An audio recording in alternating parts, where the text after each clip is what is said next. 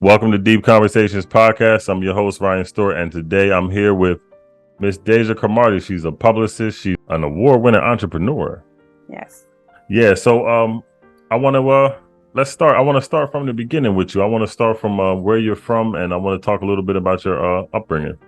Yeah, so I am from, okay, it's a long story. People always say, like, why don't you say it? So I was born in North Carolina, and so my family is from the South originally. Then when I was like 2 years old, we moved to Philadelphia. And then maybe around like 11, 12, I moved to Delaware. So that's where I completed high school and stuff. So I like to say I'm like from the tri-state area to make it easy. Yeah, what part of Delaware? Because that's where I'm from. I'm from Delaware. Oh, nice. Yep, Wilmington. Yeah. And I went to high school. I went to Ursuline Academy for high school. Okay. And so what college did you go to? And how was that experience for you? Yeah, it was awesome. So I went to a HBCU. I went to Clark Atlanta University, and my family was very instrumental. My dad definitely was very instrumental in my decision to go to a HBCU. I think also after, going to like a private school and, having that experience, which I don't regret because it definitely prepared me for college because it's very rigorous. And when I went to college, I was like, oh, like this, not that it was easy, but I had it was more manageable for me because I felt like high school was just like so hard. And then also, being one of the few only like Black women, because I went to all girls high school, it was just challenging for me academically. I was always book smart and stuff, but once I got into like that space, it was kind of like hard for me to like navigate that because I didn't really see people that looked like me, and there was just a lot of tensions, and especially like you're growing up into like being an adult and being in high school, you're starting to see some of those things like manifest in terms of like perception, and some of the people I went to high school with never really having to interact with Black people or intelligent Black people, or only seeing what they see on the movies and TV about like Black people. And I feel like at that time there wasn't like a ton of like positive things, so I felt like that definitely impacted me, and it made my decision to go to a HBCU even more important and essential. And so I decided to go to Clark Atlanta University, and from there, I studied mass media arts. So that was my major. And I want to kind of go back to high school a little bit before we move on. But what you was talking about that experience. What did that teach you about yourself? And from high school, from jumping from high school to college, what did you learn about yourself in that arena, being one of the few Black women?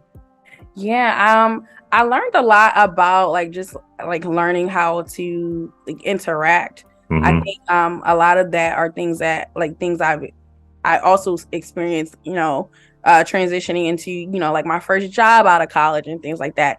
And, being only the one of, a few, also, seeing how, how the gaps, I grew up in a middle-class family, but really going to private school and seeing some of these girls pulling up in BMWs and their families owning, being entrepreneurs and owning all these companies, and them being treated a certain way and being accommodated for that, or some of the girls being the star athletes and the accommodations that were being made for them because of what they did for the school, or who their parents were. So I saw a lot of that. But on the flip side of that, there were some blessings out of that. Because I was there on an academic scholarship, I did get access to things that typically a girl like me probably wouldn't have access to. So it was kind of the best, pros and cons to it, I would say. So it was just I would see certain things where I'm just wow, this is really eye-opening in terms of wealth, and really starting to see what the gaps are in terms of wealth and access. I remember one time I used to be embarrassed to some of the girls at my school, they would have to pay for the the school bus, so I didn't take the regular school bus because my school was in the city. I took the public school bus to school, because it was literally one, it was it was the least expensive thing for us to do, and then two, it just was really seamless. I didn't have to walk a ton or anything. It was literally I walked down the street from my grandmother's house, to the school bus. She could like stand at the corner of her house and watch me. And then to get to school, I would go downtown. I would switch a bus real quick at Rodney Square, and then I would go to, I would get off and I would walk to school. So it made sense, but it was kind of like certain things I would be like embarrassed about because, I was mindful. I'm like, I don't want my friends to like drop me off or like things because I'm like, I don't want them to judge me because, even though like my family, like we were homeowners, it was like, nothing compared to, what the other families like had access to and things like that. So I think that was like the first time like it really like put in perspective of like wealth and access and privilege for me. So I think the one thing for me, being from Delaware, the one thing that I learned, especially in school, I remember having a job where I would go, I would go into public schools and I would, I was driving, so I would drop things off, and then I would go to private schools and drop things off. And one time, me growing up and being in public school, that's what I knew. So, going to Tower Hill and schools like that and dropping things off, I'm walking around the school, and I just remember one instance where I was I kind of walked around the school a little bit before I left, and I'm like, not the whole school, but it's just, like nice campus, right? Yeah, and I'm looking around, and the lady was she was coming out of the cafeteria. She was like, everything all right? And I'm like, yeah. I'm like, but it's just, it was a dip. It was so different. It was like, just like you said, it was, and I hate to say this to sound like this, but it was like, it was money in there.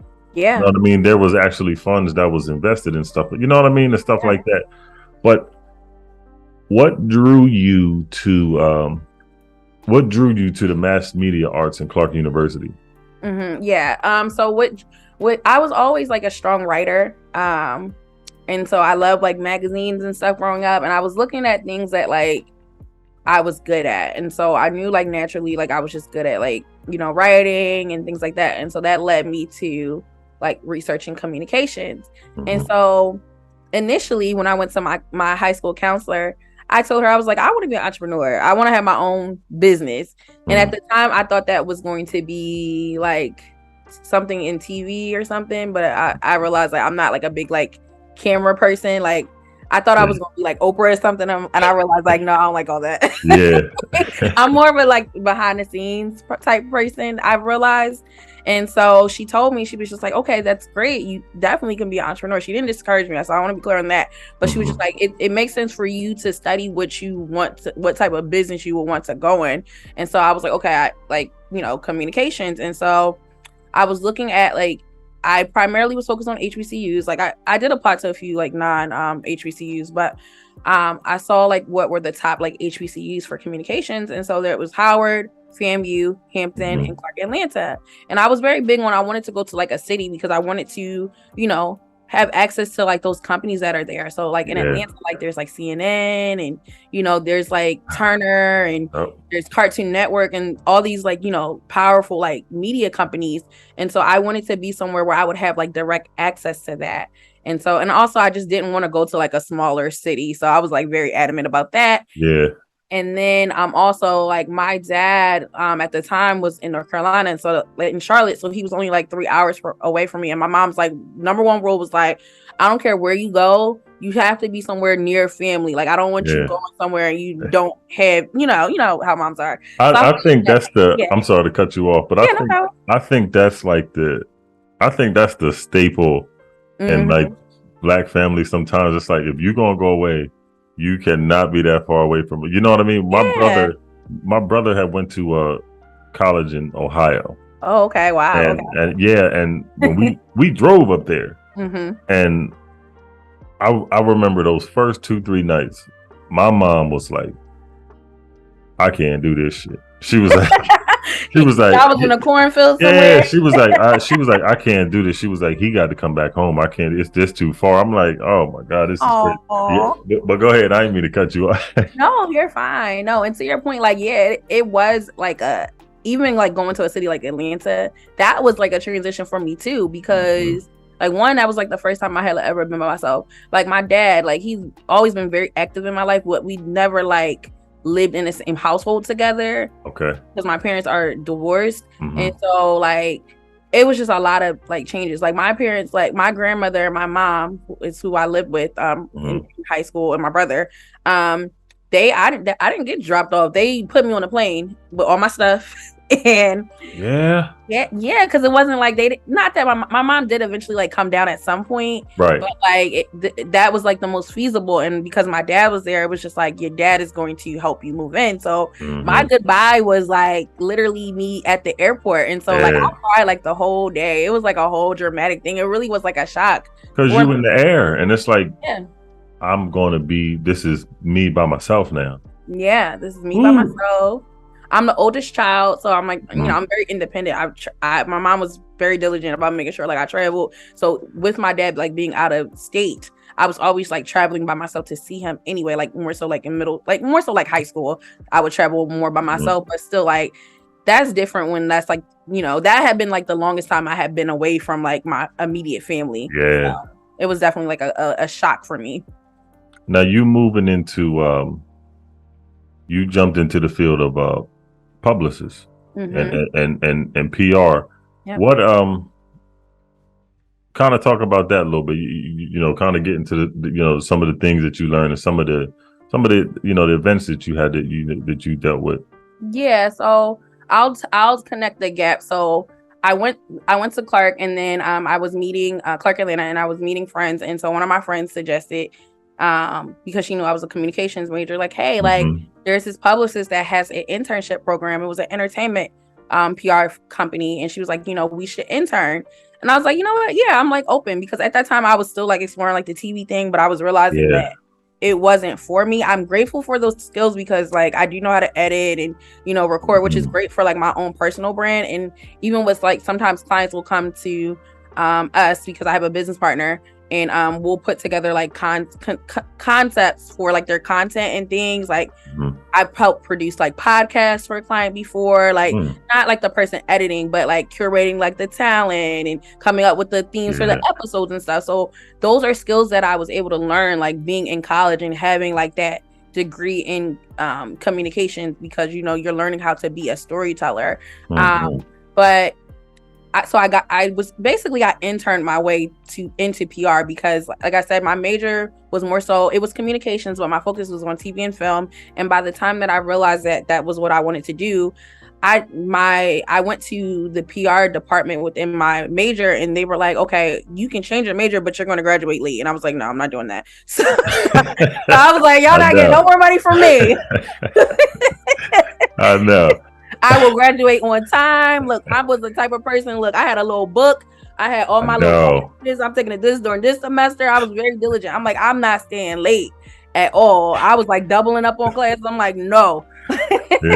Once school, it's like once I got my mind made up, when I'm done, I'm not doing nothing extra with school. Yeah.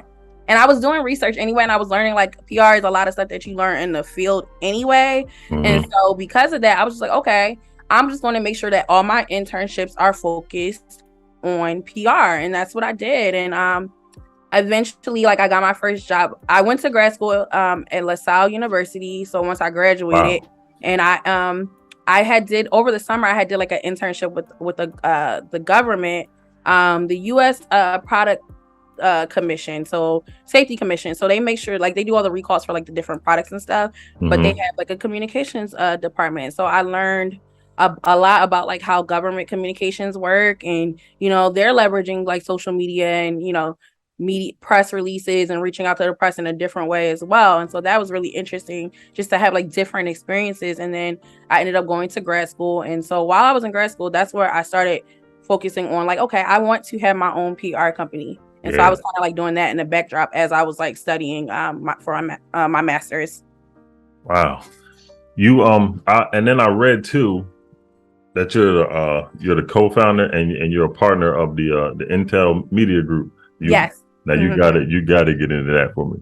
Yeah. So my business partner, she's awesome. Her name is Reagan Farley, and so I actually met Reagan on Facebook during college. So during my undergrad, Reagan actually went to Lincoln University in PA. So and so we had been like Facebook friends, and then I met her in 2015 in person, and we had been following each other on different social media platforms, and I saw she was like doing something in New York, and so I knew she had moved to LA for a little bit, but she had came back to New York and she had an event, and so she invited me, and then we just became friends ever since that day. And then we started, working together on different projects. Like I would like subcontract her for certain things that I had, and this is all while we were working like our 9-to-5s, like and she would subcontract me to stuff. And then so we had like worked together like all these years, so like from 2015 until up to 2021, and that's when we officially decided like, okay, let's close down our companies and let's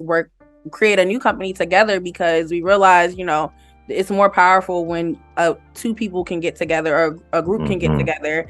And PR is just a lot of work and it's a lot of moving parts, so it's really hard to, not saying that you can't do it as a like solo practitioner, but it's just a lot of work to do by yourself. So we thought we were more effective together. Now you had you were doing some things by yourself, and like you said, you learned that takes a toll. And we were kind of talking about this, before we started the podcast, but it can take a toll on your body. And, yes. And for some people that don't know, or some people that's going through stuff who just feel like they need to keep working and they got to keep working, just give a little bit of, explanation on what that actually can do to your body and your mental. Yeah, I think for me it was definitely physically and mentally, and this was a lot from just like different like jobs that I was working too, in addition to also running a business on the side. But like I would like physically, some of the change, like there was effects that I was having was just like, there was one time I was like had like a really sharp chest pain, and I went to urgent care.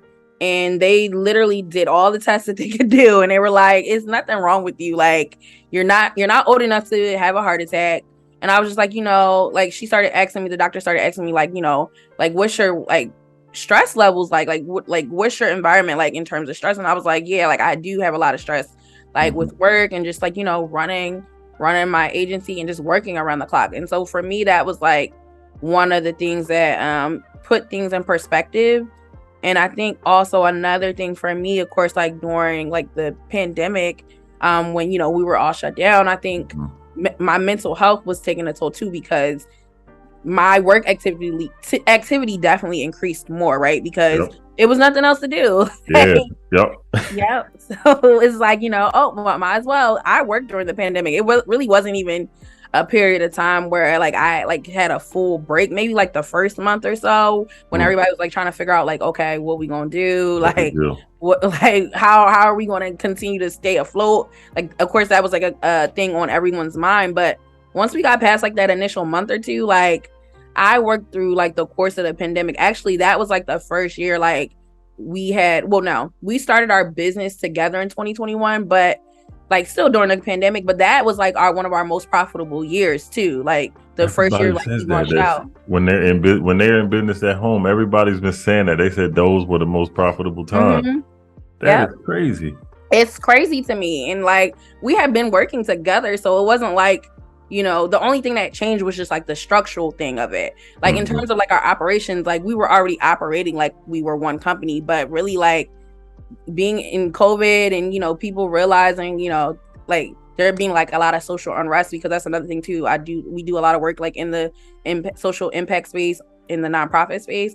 Like there were a lot of like there was like more money allocated. A lot of these brands were getting more money for funding for things like this. So we had a lot of work came in, a lot of inquiries came in, but because of that and the backdrop of that too, like I feel like my mental health started to suffer. And so I didn't really act on it, honestly, until this year. And I decided to work with a therapist, because like for me, what showed up a lot was just like struggling with anxiety and dealing with anxiety. And, it's something that's very common, I feel like, for entrepreneurs, because, you're dealing with a lot of things that are not normal. Like we're creating our new normal. A lot of things are not always going to be in our control, even though people say like, you're an entrepreneur, you can write your own destiny. Yes, but there's still like, everything's not always going to be in your control 100%.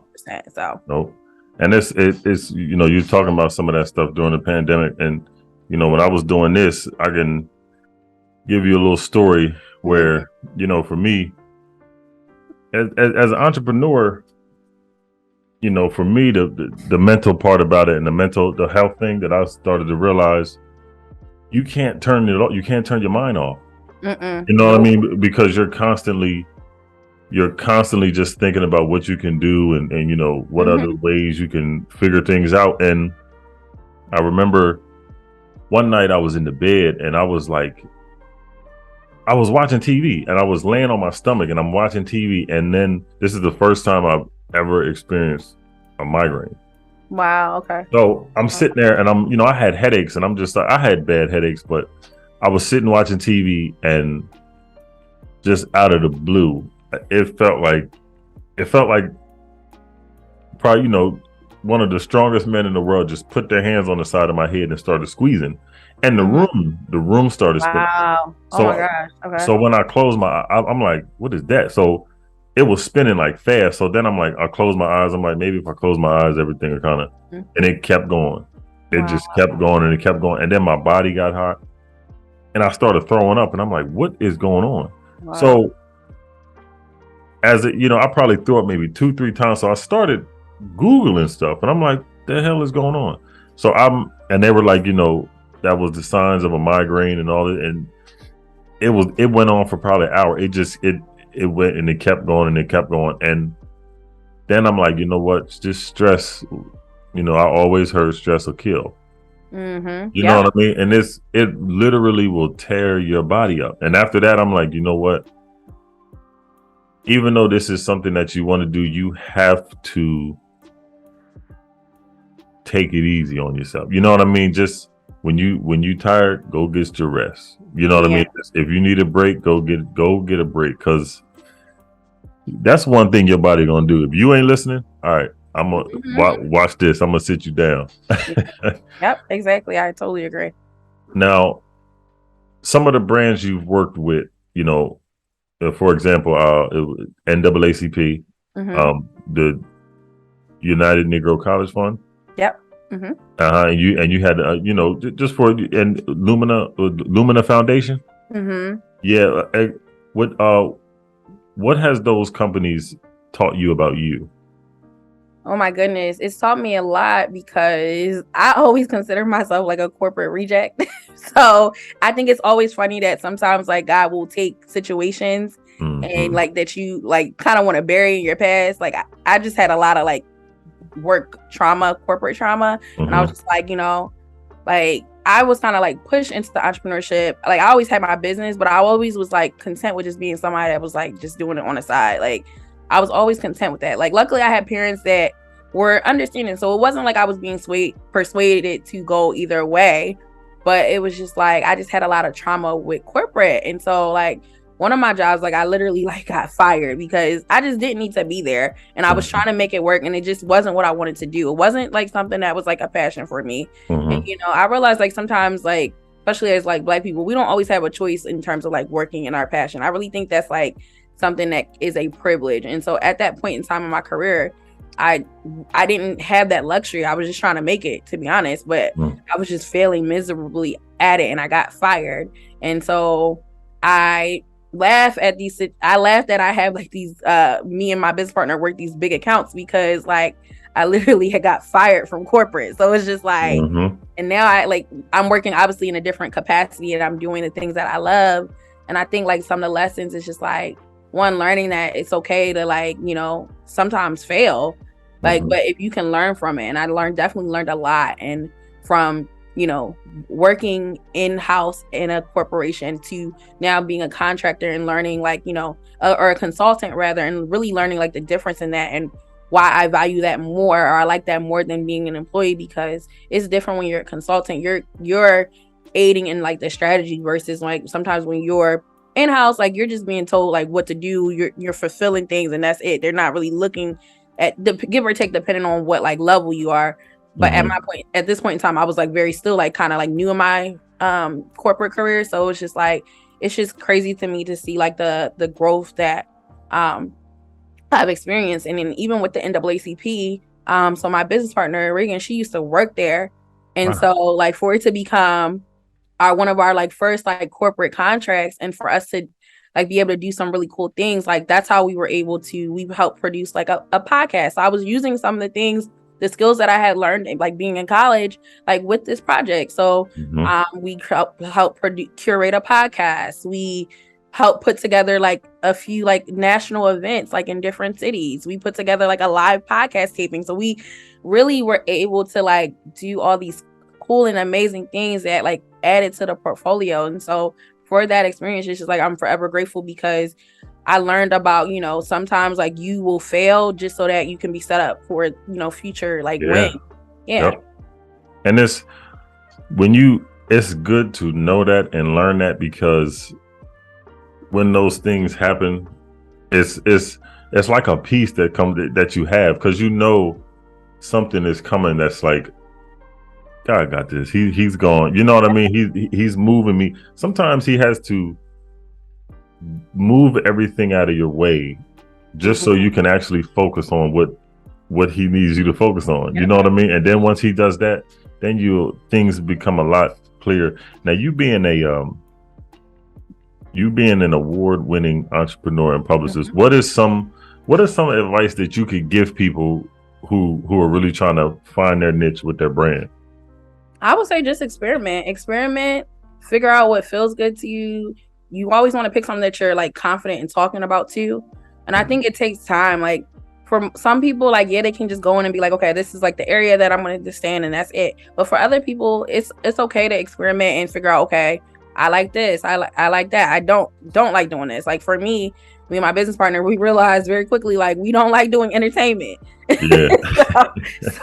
We don't do that as much anymore. Now we do things that sometimes have entertainment elements, meaning like sometimes we have to like leverage influencers and talent for things, but we're never going to like represent a music artist. I mean, we like at the most like entertainment thing we've done recently is like we used to do a lot of work with like the Trap Music Museum in Atlanta. Okay. And so like, but that's like a tourism thing with, elements of entertainment. Yeah. But yeah, we realized quick like that was not for us. And so I think luckily being able to like pay attention to, what those cues are, whether it's like you're being burnt out or you're just not making money from doing that thing. And like within reason, because I don't want people to be like, oh, I don't want to do this niche because I'm not making money. Like maybe like try it for like a few months to a year and then determine like, okay, maybe I need to move on to something else. But that's typically what I like to tell people. Just experiment.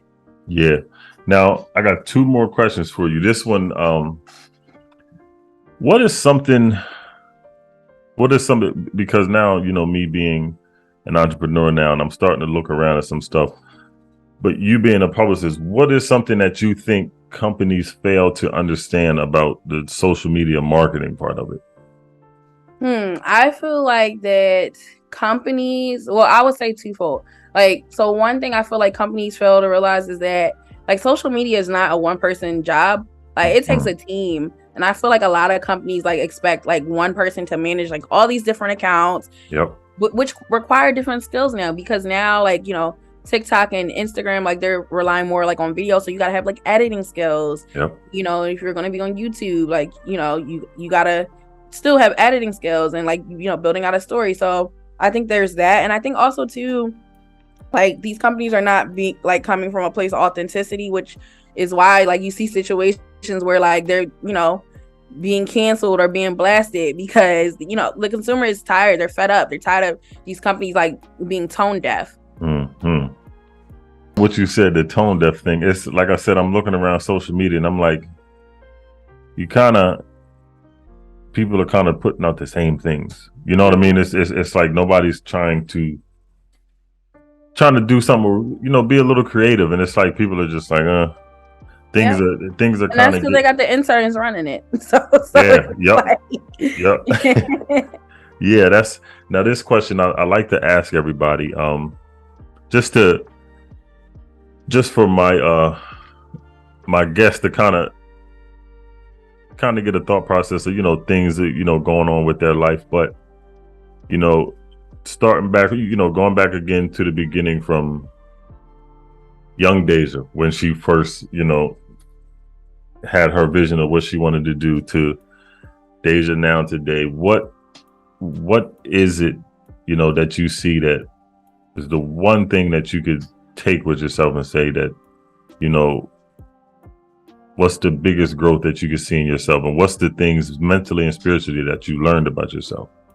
Oh, this is a good question. I would say like the one thing is like not being afraid to like partner with people and like collaborate, because I feel like that like is one of the things, and with the right people. So like using like having that discernment too, I think is like very good. But I feel like I would not be where I am today if I did not have trust in other people to like, you know, work on things together, you know, expand together. Like because there's no way I would have been able to do this on my own. Like I know that for sure. And then I think like in terms of just like spiritual lessons, just being like more aware and carving out time for myself. Like I'm very like intentional now just about like, you know, taking time in the morning. Like I'm not the first thing I do in the morning is not just go to the computer or check my phone. Like I'm very intentional with spending time with God. I think that's so important because like being an entrepreneur is like a spiritual thing, right? It's like you're trying to call into things that are not in existence just yet. And so like, you know, it's a faith walk every single day. So I think like making time for that. Like I'm in a women's like prayer group on Mondays. Like we do prayer calls every Monday. And dope. So like, you know, like sharing testimonials and just like praying, like, you know, things and it's focused around entrepreneurs. So it's just like, you know, I might have a prayer request, like I need to build my team out, like things like that. So having a safe space of community also like is like another thing too. And I think with prayer that a lot of people don't understand is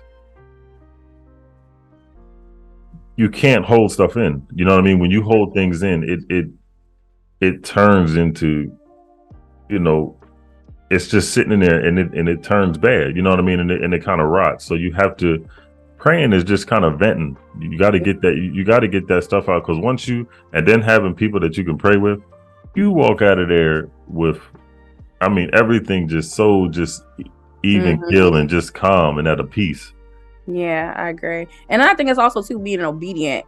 So that's like the other thing too. Like I feel like I used to struggle with like hearing God's voice. And so now like that I've been like more intentional about that. It's just like when I hear stuff, like you got to act on it. So I'm very like intentional. Like if I'm told I got to do something, even if I don't want to do it, like I will do it. Like it's been times where I've been like, I've heard from God, like you need to like do this. You need to sow a seed into this. And I'm like, I would like, I had some money, but I wasn't planning to use it for that. Yeah. And it is. And you know what? Just how you just said that, people, it's okay to have those emotions sometimes. You know what I mean? Because it's like, it's a learning thing. And like you said, it's the faith walk. There are going to be times where it's like, man, God, I don't want to do that. You know what I mean? But it's just, those are things that we learn as we grow and we walk. And that's what life is. Yeah. So where can they find you on social media? Yeah, so you can find me on Instagram and Twitter at I am Deja, Deja Monet, so Monee. And so that's on Twitter and Instagram and TikTok, so you'll find me there as well. Okay. Ms. Deja, I appreciate you for jumping on my podcast with me. I had so much fun. Me too. Thank you. Thank you for jumping on my podcast. Thank you. No problem, Ryan. Thank you for having me, and I can't wait to share it with everyone. You're on YouTube, baby.